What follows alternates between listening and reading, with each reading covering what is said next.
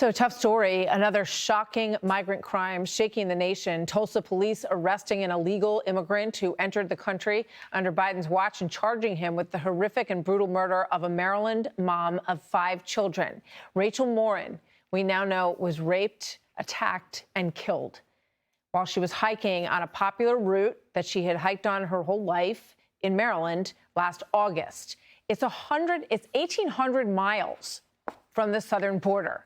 But you can see the impact of the border crisis that far away. Here's the suspect, illegal immigrant from El Salvador, known gang ties.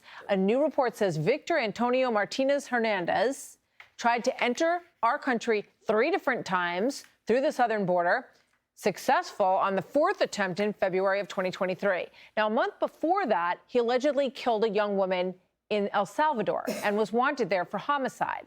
So 1 month into his stay here, he goes into a house in Los Angeles, brutally attacks a 9-year-old girl and her mom. This is video from the doorbell camera in the Los Angeles attack. And the sheriff who announced the suspect's arrest blasted our broken immigration system. He tried to come in legally, and he was turned away, and that didn't deter him because we have such a porous border. To every citizen in this country, that is a public safety crisis, and one that we can so easily fix by really coming up with a workable immigration policy for our country. It's just insane that we would allow things like Rachel's murder to happen. And when I say allow it, we allowed it by letting him into this country unchallenged. So here we go again, Judge. Kate Steinle, Laken Riley, and now Rachel Morin, who should be alive today if we had a system that worked. This is not the first time that we've seen someone wanted for murder in their own country coming here and murdering an American citizen. And so every time, and I talked about this last week, every time DHS comes out and says to us, oh, we vetted them, like they did with the 8 from Tajikistan with the ISIS connections, one of whom was arrested while they were still here before they figured out they had connections to ISIS. These people are not being vetted. And the American citizens are in danger. Now, if you remember the guy from Pennsylvania, the guy who did that crab walk up the side of the prison, he was wanted in Brazil for murdering his girlfriend, then comes here and murders his ex-partner. Then we find out about an illegal from Venezuela busted 6 times on gun charges, now facing murder in New York City. El Salvador, a guy in prison for murder from 99 to 21, in prison for murder, charged with murder here for murdering someone and burning their body. So what does this tell us? I was grateful to the sheriff who spoke with me for a few minutes. He said this is the second time in that county that an American citizen, a woman, has been murdered by an illegal. All right, so the issue is very clear, and the numbers are clear. In 2023, there were 1,700 charges and convictions for homicide. And in 2023, 73,000 non-citizens were arrested for crimes. All right, so what we've got is a crime problems by illegals, and it's a slap in the face to American citizens when the liberal solution is, oh, the Republicans and the Democrats need to get together. That's hogwash. You close the border. The solution is not to throw more money to give more judges and more ICE agents. And we just found out from Bill Mnuchin there's 1 ICE agent to 7,000 illegals. No, I don't want more ICE agents. I want you to close that border. And until you deal with the illegals who are here, that Joe Biden just gave 350,000 of them amnesty last week, then we are sitting ducks. So my question to Joe Biden, why are you doing this to America? Why did you make a decision to close the borders after Trump closed them? Why did you cancel his executive orders? And you know what? We have this saying, no one's above the law. Well, in this country, illegals whose first act when they come into this country is to violate the law, the illegals are above the law. And how many times has Trump got hammered for saying they're not sending us their best? And the truth is, 60% of Americans want them rounded up and deported. And when you vote November, vote like your life depends on it, because it very well may. Jesse, that's exactly where I was going to go with you. We have heard President Trump since the 2015 election, or when he started campaigning in 2015, they're not sending their best. And it seems to me a powerful moment in the debate, which Harold brought up, is sadly the images of these individuals who are no longer with us. Clearly, these people were killed and their livelihood taken away by not the best of Latin America. Joe Biden should get on the phone tonight and call the victim's family. These are angel moms, angel families. You do it for Gold Star families because you're making a decision as the president to put men and women in harm's way. And when they pass away, you get on the phone, or at least you write a letter. His policies on the border are putting our people in harm's way, and he should call the victim's family. He won't, but he should. Janine's right. Majority of the country now want mass deportations. Majority of Hispanics want mass deportations. It's going to be tough. It's going to look bad. I'm sorry. That's what has to happen. Donald Trump is going to have to clean up the mess Joe Biden made. He broke the border. Trump's going to have to fix it. It's going to look bad, but it has to be done. I have a driver that lives in Queens. And he used to go to the car wash, and he used to get his car done there for $28. He says there's a Guatemalan guy now that has a van with a water tank in it, and he comes to the house, and he does a great job, not a speck of dust anywhere, $20. I said, that's great. Some of these people are here to work. But then I thought to myself, wait a second, that's driving down American wages. Yep.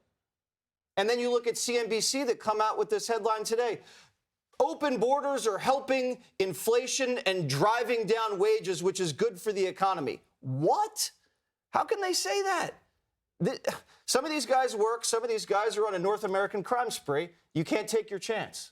We know we have gangs here, these Venezuelan gangs that we've seen attacking New York City police officers. So if you were working with President Biden for getting him ready for the debate, what is his answer going to be? If the question is, look at, Laken Riley or Robin Warren's mother in the eye, what do you tell her about your policies, sir? It's a tough question. I think you do a little bit of what Jesse said. You have to call those families. And then you, unfortunately, this issue of the border is more representative, I think, of how broken our politics is as a country than any, because we have been blaming each other and each party for the last 50 years. Judge, I don't necessarily disagree with you about the call for more agents and more cops. We should shut the border. But in order to shut the border, you're going to probably need more agents down there as well in order to do it at legal and illegal entry points. And build a wall will help. We should build the wall also. We also need more judges because we are a country that should give people an immediate decision on whether or not. No, they should wait in line. Let me just finish. They should, but when people come for asylum, you could say, no, you don't get it, and you go wait in line. We don't do that now. We should do that. We did, whether we want to acknowledge it or not, Republicans and Democrats, we live in a system where you have to find some agreement between the parties for things to happen, for bills to pass, for laws to be enacted. Even when we think we are exactly right. And I sometimes think I'm exactly right on education. I think I'm exactly right on what we should be doing to produce energy in our country. But unfortunately, we don't live in a dictatorship. We don't live with a king. You have to negotiate with parties. Whether we like it or not, we had a bill that for 40 years, we've not had anything as tough as what Democrats and Republicans negotiated. Now, they could have passed that. And if President Trump is elected in November, he could do whatever he wants to try to do another bill. President Biden, I think, waited too long on the executive orders. He should have done them sooner. And one of the reasons he says he waited so long and didn't want to do them is because he thought they would be challenged in court. And the way you really sustain a law and ensure its constitutional protection is to have Congress pass it, or to raise the likelihood it's going to be constitutionally protected. So it's going to be a tough answer for him to give, but I hope he gives it. And I hope he then asks President Trump, why don't you ask your guys to, until you get to office, since you're so confident you're going to get there, let's pass the bill that they negotiated, and let's put more cops, let's close the border, let's build the wall, all the things. Well, we can do some of that before you get in the office. Well, Mayorkas, proudly said, we turned around every single law that President Trump enacted, Greg. Should not have. And they don't really want to talk about this issue at all. I mean, it's going to be interesting to see how President Biden dodges on this. They usually go directly to abortion or, democracy under threat. Yeah, I think I kind of want to focus on how the media is dealing with this, because I think we covered this a little bit. There's no question she's a victim of a depraved killer, but she's also a victim of TDS in the sense that she would be alive if the Democrats had not allowed their emotional hatred towards Trump to inform their decisions about immigration. If they had listened to Trump, she might be alive, but you can't agree with Trump, and the media can't agree with Trump. This is one of those crimes and moments that should change things, because it's like the most obvious example of cause and effect of a murderous policy that leaves innocent people dead, and yet it just rolls by, just like Laken Riley. It always just rolls by. That mainstream media barely covers this stuff, and that's what gets me to my question: why do some victims matter more than others? You know, the media picks and chooses their victims based on the muscle of the activist. And the activist elevates perceived threats over real ones because you can grow that perception when you can't grow numbers. So you have Democrats believing that thousands of unarmed black men are killed every year by police, which is obviously wrong, or that hundreds, perhaps thousands of trans teens kill themselves by suicide every year. We know that's wrong. But they still command attention. Meanwhile, the mother of 5 is raped and murdered and gets barely any attention at all, except here on Fox. Do you think Rachel Moore and her kids benefited from the political leaders' obsession with climate, pronouns, and gender? No, she was actually punished for that because of the opportunity cost of these luxury beliefs led to the neglect of things like illegal immigration, crime, and the border. The average American's plea for some kind of safety was pushed aside for those luxury beliefs that are always trendy. But somehow this isn't trendy. Talking about, you know, murders by illegal immigrants just isn't cool for the media, or is it for the Democrats either? Click here to subscribe to the Fox News YouTube page to catch our hottest interviews and most compelling analysis. You won't get it anywhere else.